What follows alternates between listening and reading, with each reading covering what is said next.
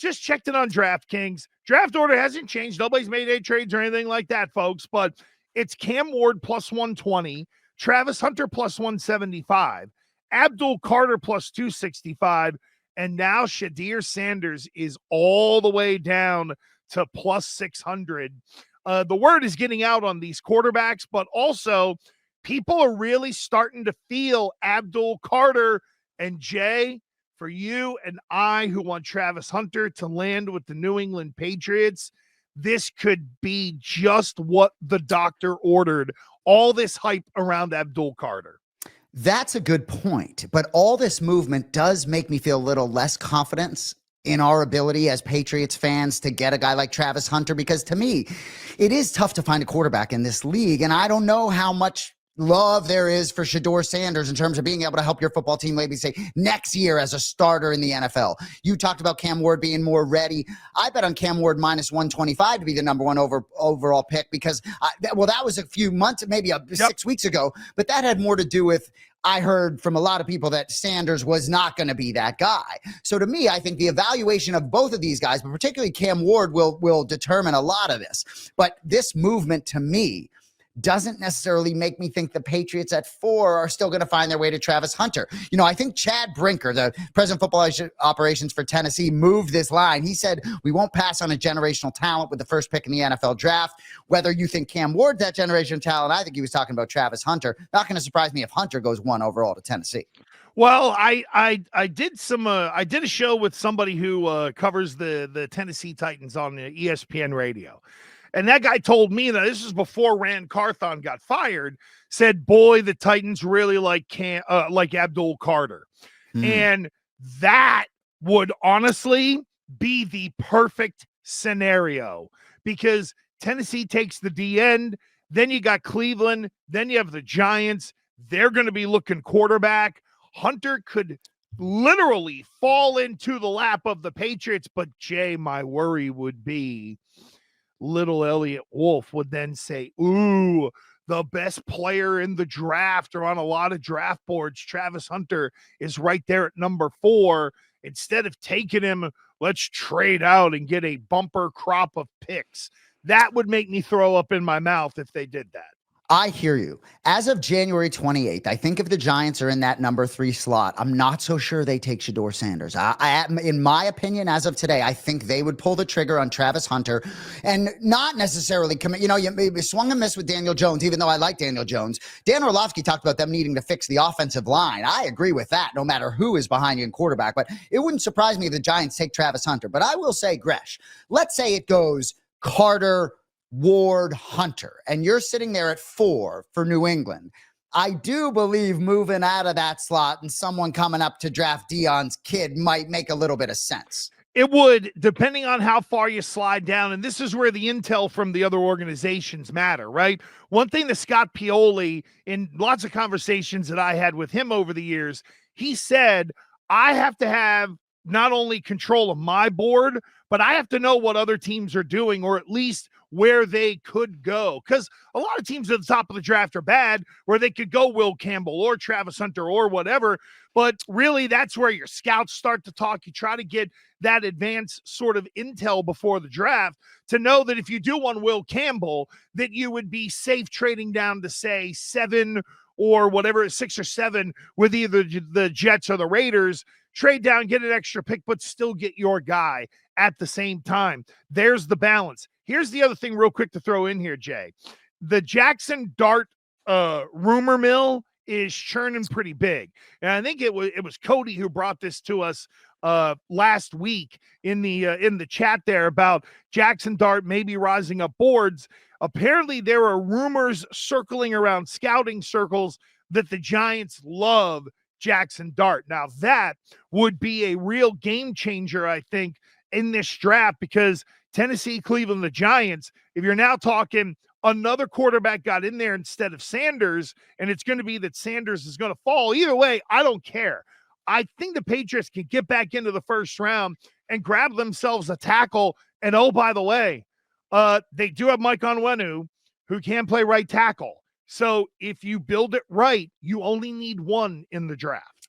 And we also don't know today all there is to know about Jackson Dart, right? Patrick Mahomes, Andy Reid went and traded up and went back and got Patrick Mahomes. How does that look 7-8 years later, or whatever it is? So there is, and look, this last year's draft, right? Bo Nix. I'd love to know what extent Sean Payton would have gone to get Bo Nix, right? I think all these guys may be good. JJ McCarthy, Penix Jr., all of them may be good. All of them. Well, and let's, it'll be interesting to see how all of that kind of fleshes out. I'm sure there'll be some more coaching changes next year around maybe some of those guys. Not New England. We know that New England is going to be locked in and ready to go, but that Atlanta situation might be a little tenuous. You have another 8-9 record and miss the playoffs or something like that, and they'll be wishing they had hired Bill B. Hoodsworth. By the way, you can get all of our content everywhere at Boston Anik. You can also see Jay on Odd Sharks as well, not only in the huddle, but also Anik versus Anik. Only a couple more weeks of that as we get ready to head into Super Bowl 59. You can get me on YouTube and everywhere at The Real Gresh, Gresh. And of course, we have you here each and every Tuesday at 11 a.m. for your latest edition of Gas. And, Jay, speaking of these coaches now, right? And you and I are giddy at the way Mike Vrabel is putting together this coaching staff in New England, adults that are really going to hold people accountable, not, highlight what some guy in Cubicle 7 had at Merrill Lynch in 2016 for his bleeping quote of the day. But nevertheless, the coaching hires have been very interesting in the NFL. And as you and I sit here right now, Jason, the New Orleans Saints do not have a head football coach. Apparently, my guy Darren Rizzi is still in the mix. Mike McCarthy is well thought of down there. But what, other than Mike Vrabel, because we've talked a lot about the Patriots, so to take Vrabel off the board here, what coaching hires stood out to you in a good or a bad way? Duval. Is that what it was? I know, but it was right about just like that cringy. I'm embarrassed, Gresh, and I'm not afraid to admit that I'm wrong. I'm embarrassed. I'm embarrassed that on our phone call yesterday, I used the word, prior to the press conference, I'm taking this back, I used the word superstar to describe Liam Cohen. I no longer feel that way. Absolute yikes. I ingested the entire press conference. Boy, oh boy, Shad Khan, absolute yikes. If I were a Jacksonville Jaguars fan, I think I would be putting my stuff in a box and finding another team. I don't believe in the ownership. I thought I believed in Liam Cohen. I do think I believe in him as an offensive coordinator and a play caller. I don't know if I believe in him as a leader of men. He leaves town, then they get rid of Balky, and then he's coming back. What an absolute! Oh gosh! I saw a tweet out there. Forgive me, I didn't write it down. But where are the odds to bet on the Jaguars to go 0-17 after he dropped that Duval? And he was trying to sort of be right. And it's Duval County. Like, let's go. I'll do your press conference for you, Liam. But so that one was kind of bad for me, even though I do kind of like Liam Cohen. But when I saw him and the owner together, and you don't have a GM yet, that's yikes for me. Ben Johnson. He's getting a little cocky for me, but I still like the hire very much, and I believe in him. I think he's going to be a good football coach in this league. But I like him. And Ben Johnson, didn't Ben Johnson come across a little dorky as well? When he had his dig at the Packers, he kind of like looked around like beforehand to be like, ooh, am I going to get in trouble for saying this? And then he went and did it and had that goofy little smirk. And look, I love Liam. He is a personal friend. I've known him since he was a kid. I called the UMass games. But I also said here last week that it might be a little early for him. And I hate that I'm about to say this, but his press conference gave me Mayo vibes. You know what? You were so right and in the know in saying that he wasn't ready. And so someone like me who's heard him talk about offense and has gotten very excited listening to him talk X's and O's, I wouldn't have been able to see that maybe but I do believe getting up in front of people and getting up in front of the media and these press conferences is a big part of being a head football coach. You got to be able to talk to the room. You got to be able to talk to different people. You got to be able to relate to all 53. I do think he could maybe grow into this and with the right team around him, be successful. But juxtaposed to you've talked about the adults in the room so much, but it's the best way to put it in New England.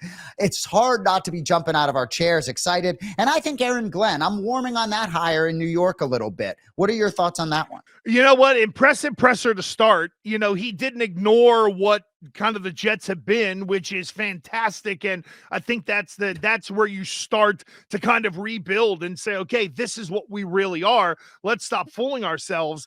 I do think Aaron Glenn is sort of stuck because he kind of needs Aaron Rodgers this year, but I'm sure he doesn't want to deal with him long term. And is there a way that the old player in Aaron Glenn can find a way to connect with Aaron Rodgers to at least give it 1 year while they try to find a quarterback and sort of set things up?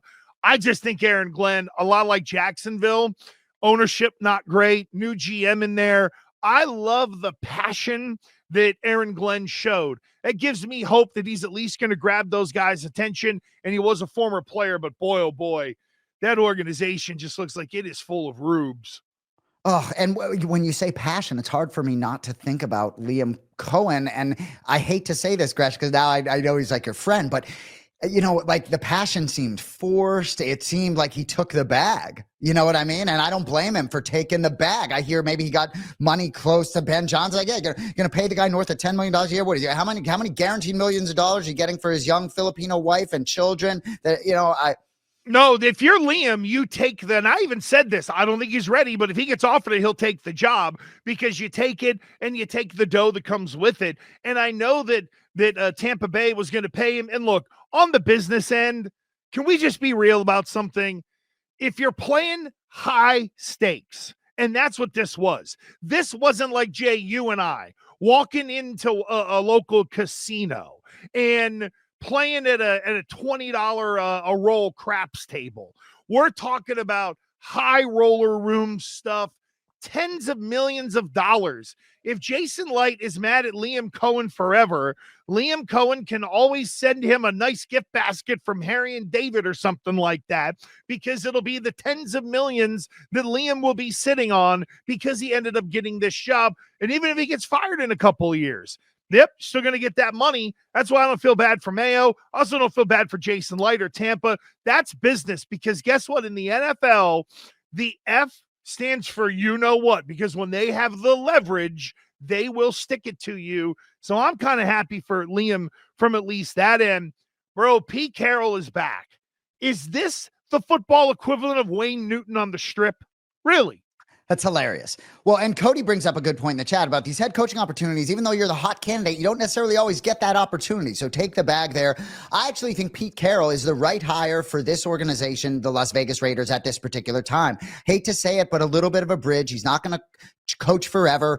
Whether you're going to trade up to get your door or whatever, it's a little bit of a transition. You're in that division right now with Patrick Mahomes. You got Denver coming strong. You got the LA Chargers. It's a tough division. So for me, I think it's a bridge. I think he will establish a culture that needs to be established there. And I think that the Raiders will sort of, when they make their move in a few years, be in a much better position to do so, because there will be an adult in the room similar to New England. That is exactly, I think, the psychology of this hire. Pete Carroll is not there to be the head football coach entirely. He is there to be the leader of culture. Because if I said to you, what do the Las Vegas Raiders kind of stand for? How do they profile? When you think of the old Raiders, you knew Al Davis, winning is the only thing, yada, yada, yada. And to me, that's Pete Carroll right now. Pete Carroll's got to try to build the new vision, honestly, the Tom Brady vision of the Las Vegas Raiders, because it is evident that old Tommy Boy Davis is kind of taking hands off and letting Tom Brady really have some say in the decision-making that's going on in that organization. And in all honesty, why not? He's done worse on his own. So, bring in, and Richard Seymour's in there, by the way, another Hall of Famer with trained eyes and knows football. Yeah, I would love to know if Ben Johnson was close to considering the Raiders. I could have done some research there, or if they were close to considering him, because this hire does reek of Tom Brady in a lot of ways for me. And they're the real sort of disciplined and willingness, because you and I have talked about ageism in the NFL, and I've said that I would be an ageist. I wouldn't, but Belichick wouldn't be a guy I'd be jumping to hire in this. You think Pete Carroll's coming in demanding that he is the number one voice in the draft room? I doubt it. Oh, I would totally agree. He'll have sway, he'll have influence, and I think that's something that organization is trying to figure out. And you see Cody pulled up there the whole Pete Carroll's 3 rules. I would just ask this, because I don't want to go through them, but what would have been the 3 rules for Antonio Pierce? Were there even 3 rules from Antonio Pierce? And that, again, it gets to the same thing with Gerard Mayo last year. It was like, what were the rules? Well, let's just push a minicamp back a week because the coaches aren't ready. Gee, I wonder why. Gosh, I man, know. I'm piling on. No. I'm with you. It's just hard for me not to circle back to Mike Vrabel and some of the things that you've talked about, just about him.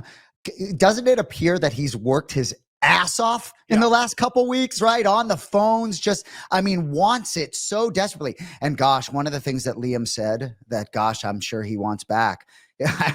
He talked about being able to spend more time with his friends and family and in the community, be almost like the NFL gigs, less demanding than college. I know he didn't mean it in that way. And I do think maybe he can do this, but that owner to me, gosh, right, exactly. No, I'm with you. Again, Shad Khan fired the guy when asked in an interview 3 weeks ago, would you fire this guy? And he was like, well, yeah, if someone comes along and gives me a reason to. And then when it was, we're going to lose out on Liam Cohen. Like, again, I love Liam. And look, if he called me and said, I need help with these press conferences, I'd be down there lickety split. Let me roam around in those coaching pants. And you're the guy. Tell him to watch gas. Just take a couple notes. There you go. That's really all it is. And that thing was so cringy. And Liam, just know I'm here to help when it comes to that stuff. It ruined Mayo. Don't let it ruin you. That's anyway, a great point. We got to get to this, Jay, because this one, the definition of insanity is doing the same thing over and over and expecting a different result. So is Jerry Jones just insane, or is he completely like clueless to the outside world? Like, he's just one of those people who is completely unaware as to how he projects. He hired Brian Schottenheimer. Jay Anik, you and I have been on Earth, in your instance, 46 years, and in mine, 50. Have we ever heard an owner, a team, an organization, or a fan base stand up and loudly and clearly say to the rest of the world and in front of God, oh my, I want Brian Schottenheimer to be my head coach? The answer would be nil. And is it like Jason Garrett 2.0? Ben Johnson, I think, making like 13.5 million, right? Where was Schottenheimer making like 575K to be the head coach? Really? Here's your 3% raise from being OC. You're now the head coach. Hilarious, right? And that's the rub. It's like, hey Brian, like there ain't no chance any other team in this league giving you a head coach ever, right? And so, but. What I believe Dallas, looking up at the 2 teams in their division that just played for the NFC Championship, I think they have, and with Dak, who's a guy I don't really believe in at quarterback, gosh, being a Dallas Cowboys fan today is difficult. But Brian Schottenheimer, what are we? To me, it's almost like a Band-Aid, though. I don't hate it as much if it's not like a long-term thing. I don't think you would have liked to see them move on Dion. Oh, no, I would have hated Dion too, but it would have been a very Jerry move. This is like the step down from at least Dion had some name recognition. It would have been a sexy hire. People would have gotten fake. There would have been a lot of, as my man Christian Fourier would say, FE, fake enthusiasm around Dion. And then they would have figured out pretty quick that the guy's a illegitimate. He doesn't know what he's doing. But it's like Schottenheimer's going to do it. Don't you keep McCarthy there? You know what it is? Bro, you know what it is? This is brunette Jason Garrett. That's all he is. He's just Jason Garrett with a different hair color. Because it's the exact same thing. You're going to come in, as the great Bob Backlund would say, he's going to capitulate to everything Jerry wants to do. He's never going to turn around and say no. That's why I started. Like, this is about Jerry Jones. If I say this all the time, Jay, and I'll say it until the day I die or he dies. Jerry Jones is one of the most brilliant businessmen we've ever seen in the NFL and maybe on earth. But by God, he wants to die a football guy. Honestly, I really think Jerry Jones's net worth could go down to $1 million. But if he died a football guy and could put that championship ring right on his, ween to show everybody that, hey, I got that one, by gum, and there's mine. I think that guy I think he would pick almost going broke to be known as a football guy than to have all his billions of dollars and just be a great businessman. Totally agree. And, when you bring up the ween, hard not to think about the head football coach on the Patriots who said to Barstool Sports when asked, he would eliminate the digit, the important digit for a Super Bowl championship ring as a head coach. And I do believe him. I believe that sentiment to be true. Yeah, I do too. By the way, speaking of whipping out your wiener,